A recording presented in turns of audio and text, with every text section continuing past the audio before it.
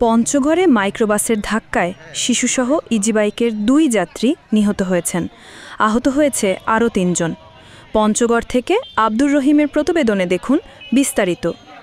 শুক্রবার ২৯ আগস্ট সন্ধ্যার পরে পঞ্চগড় সদর উপজেলার ৩ মাইল নামক এলাকার পঞ্চগড় থেকে তেঁতুলিয়া মহাসড়কের মৈত্রী চা কারখানার সামনে এই দুর্ঘটনা ঘটে।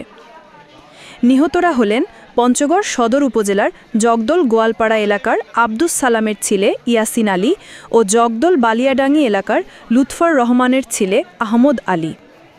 আহতরা একই উপজেলার চৈতন্যপাড়া এলাকার ইজিবাইক চালক শরীফুল ইসলাম, নিহত ইয়াসিনের বড় ভাই সাদেকুল ইসলাম ও কাজিরহাট এলাকার প্রিয়া আক্তার। স্থানীয়রা জানান, ইজিবাইকে চড়ে ভুক্তভোগীরা পঞ্চগড় শহর থেকে জগদল বাজারের দিকে যাচ্ছিলেন। ৩ মাইল নামক এলাকার মৈত্রী চা কারখানার সামনে পৌঁছালে বিপরীত দিক থেকে ডিবি পুলিশের একটি মাইক্রোবাস একই দিক থেকে আসা একটি ট্রাককে পাশ কাটাতে গিয়ে সামনের ইজিবাইককে ধাক্কা দেয়। এতে ইজিবাইকের যাত্রীরা আহত হয়ে মাটিতে লুটিয়ে পড়ে। তাৎক্ষণিক স্থানীয়রা আহতদের উদ্ধার করে পঞ্চগড় আধুনিক সদর হাসপাতালে নিয়ে গেলে কর্তব্যরত চিকিৎসক আহমদ আলী ও শিশু ইয়াসিনকে মৃত ঘোষণা করেন।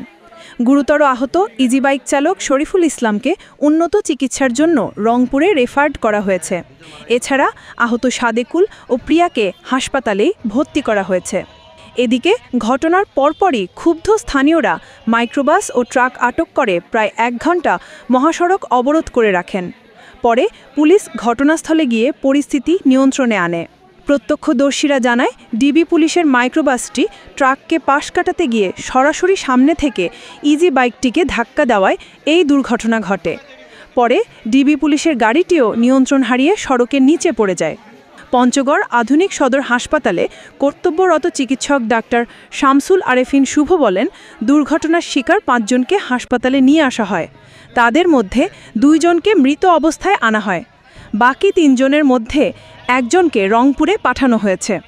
পঞ্চগড় সদর থানার ভারপ্রাপ্ত কর্মকর্তা ওসি আবদুল্লাহ হিল জামান বলেন, সড়ক দুর্ঘটনায় শিশুসহ ২ জন নিহত হয়েছেন। আহত হয়েছেন ৩ জন। তাদের হাসপাতালে ভর্তি করা হয়েছে।